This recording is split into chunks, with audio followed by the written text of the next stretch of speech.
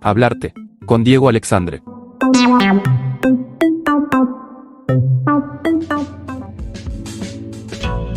Hola, hola, ¿qué tal? Qué alegría de estar nuevamente aquí en Hablarte, en Radio Ateneo. Y en las últimas semanas hemos estado hablando por la significancia que tiene este julio del 2024, donde se cumplen 150 años del natalicio de Joaquín Torres García. Y hoy queríamos dar un poco, siempre es la referencia de los programas que venimos haciendo, pero hablar un poco de su familia y de la importancia que tuvieron sus hijos en el legado de Joaquín Torres García, porque lo continuaron. Recordemos que él se casó con Manolita Piña. Manolita no solo fue el gran amor de Joaquín, sino también una pieza fundamental en su vida y en su carrera. Se conocieron en Barcelona y se casaron en 1909. Manolita siempre estuvo al lado de Joaquín, apoyándolo en sus proyectos y viajes. Su apoyo fue crucial durante los tiempos difíciles y las numerosas mudanzas de la familia desde España a Uruguay, pasando por Estados Unidos, pasando por Francia y por Italia. Fue su compañera inseparable. Manolita Piña no cejó en su empeño de crear un museo que contuviera el legado del maestro. Cumplió su objetivo cuando inauguró el Museo Torres García a los 106 años de edad. La pareja tuvo 4 hijos: Olimpia, Augusto, Ifigenia y Horacio. Todos ellos, influenciados por el ambiente creativo en el que crecieron, siguieron caminos relacionados con el arte. Por ejemplo, Olimpia Torres nació en Barcelona en 1910, en el seno, decíamos, de una familia profundamente artística. Desde temprana edad, Olimpia estuvo rodeada de un ambiente creativo influenciado por las enseñanzas y la filosofía de su papá, Joaquín Torres García, quien fue uno de los fundadores del universalismo constructivo. A lo largo de su vida, Olimpia se dedicó a explorar diferentes técnicas y estilos artísticos, pero siempre mantuvo una conexión profunda con los principios del universalismo constructivo que su padre defendió. Desde joven mostró una gran habilidad y sensibilidad para el arte, lo que la llevó a formarse en el taller Torres García, el cual fue fundado por su papá y se convirtió en un importante centro de enseñanza artística en Montevideo. Olimpia destacó en diversas disciplinas, incluyendo la pintura, la escultura y la cerámica. Su trabajo refleja una interesante combinación de la estructura geométrica y el simbolismo del universalismo constructivo, junto con una exploración personal y poética de las formas y los colores. Aunque su obra es claramente influenciada por la teoría de su padre, Olimpia supo desarrollar una voz propia dentro del arte. Una de las facetas más interesantes de Olimpia Torres fue su dedicación a la enseñanza. Al igual que su padre, Olimpia consideraba importante transmitir el conocimiento y la pasión por el arte a las nuevas generaciones. Trabajó como una profesora, inspirando a muchos jóvenes artistas a explorar su creatividad y a entender los fundamentos del arte constructivo. Además de su carrera como artista y educadora, Olimpia también jugó un papel fundamental en la preservación del legado de su padre. Participó activamente en la gestión y promoción del taller Torres García y contribuyó a la difusión de las ideas y obras de Joaquín Torres García a nivel internacional. Digamos que su decisión ayudó a mantener viva la influencia de su padre y a consolidar su lugar en la historia del arte. En 1985, junto a sus hermanos y su madre, fundó la Fundación Torres García, que derivó en la creación del Museo Torres García, al que presidió desde 1994, siguiendo el legado de su mamá. Se destacó también como ilustradora, escenógrafa y vestuarista. Conoció a importantes personalidades del círculo artístico de su época, como Rafael Barradas, Mondrian, Paul Klee y Picasso, entre otros. Augusto Torres nació en Terrassa, Cataluña, en España, en 1913, y desde muy joven estuvo inmerso en un ambiente profundamente artístico, influenciado por la obra y la filosofía de su padre.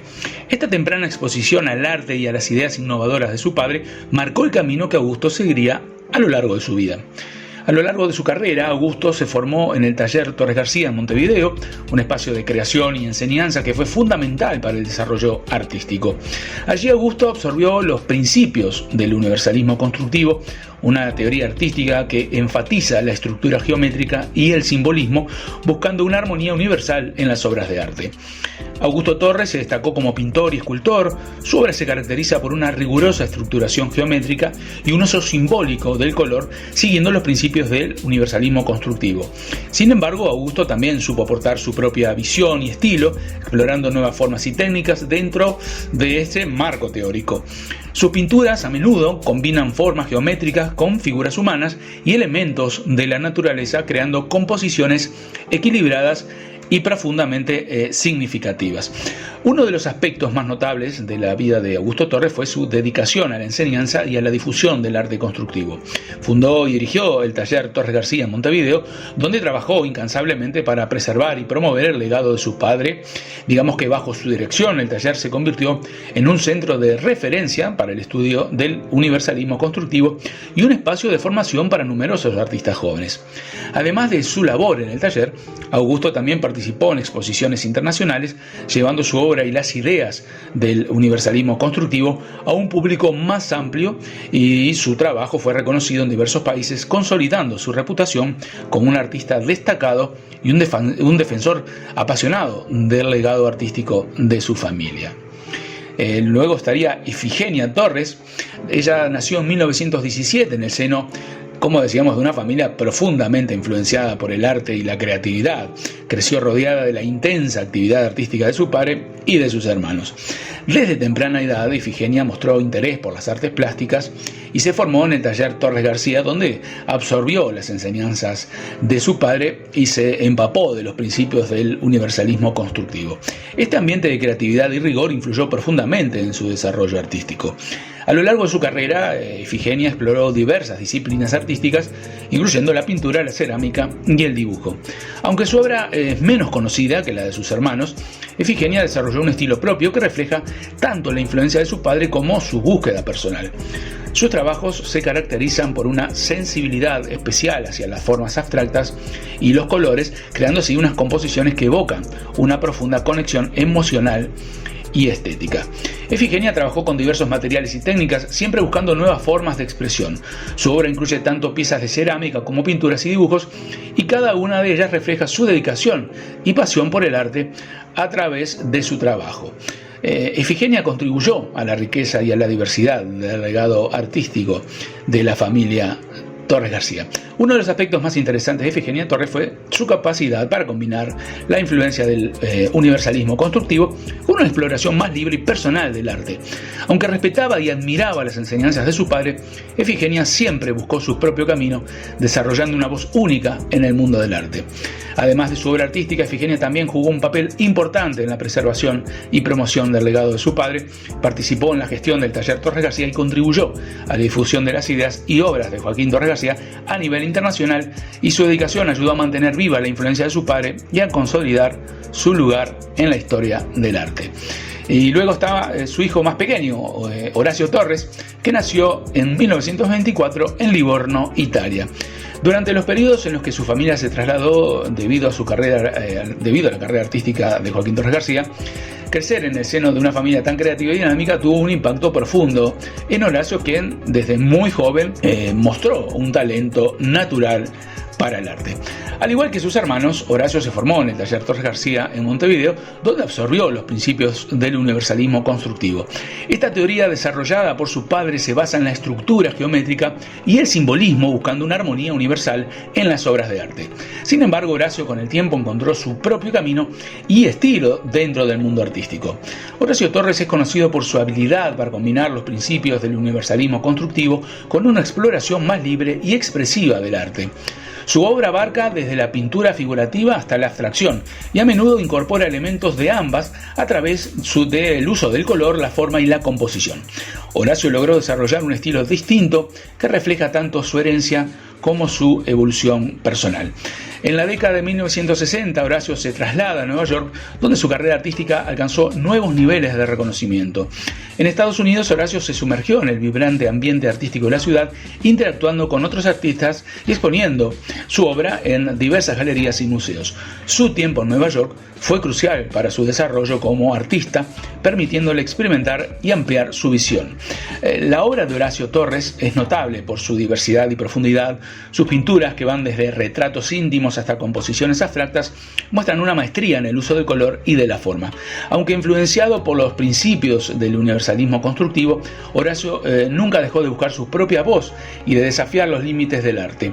Su trabajo refleja una constante evolución y una búsqueda incansable de nuevas formas de expresión. Uno de los aspectos más destacados de la carrera de Horacio Torres es su capacidad para adaptar y reinterpretar las enseñanzas de su padre en un contexto moderno, y digamos que a través de su obra, Horacio no solo honró el legado de Joaquín Torres García, sino que también contribuyó a su renovación y expansión, demostrando que los principios del universalismo constructivo podían seguir siendo relevantes y vibrantes en el siglo XX. Y así llegamos al final de una nueva entrega de Hablarte en Radio Ateneo sobre esta vida maravillosa de Joaquín Torres García, y también en este segmento hablamos de su familia en una forma obviamente muy reducida, porque todos tuvieron unas vidas muy productivas, y daría para hablar de cada uno de ellos en diferentes programas de cada uno, ¿verdad? Pero bueno, tratamos de dar una idea de la significancia que tuvo Joaquín Torres García en sus vidas, y cómo supieron a lo largo de ellas demostrarlo con su talento particular y su propia huella en la pintura. Nos estamos encontrando el viernes que viene. Recuerden que estamos en YouTube, en el canal Diego Alexandre Assi Hablarte, y también en el canal de Radio Ateneo, donde todos los programas que vamos haciendo aquí en FM Ciudadela los subimos para que a partir del lunes siguiente al programa, que se emite los viernes, lo puedan volver a escuchar, y si no lo escucharon, lo hacen allí por primera vez. Tenemos la grabación ya de todos los programas. Nos encontramos, como decíamos, el viernes que viene con el último programa sobre Joaquín Torres García. Hablarte con Diego Alexandre.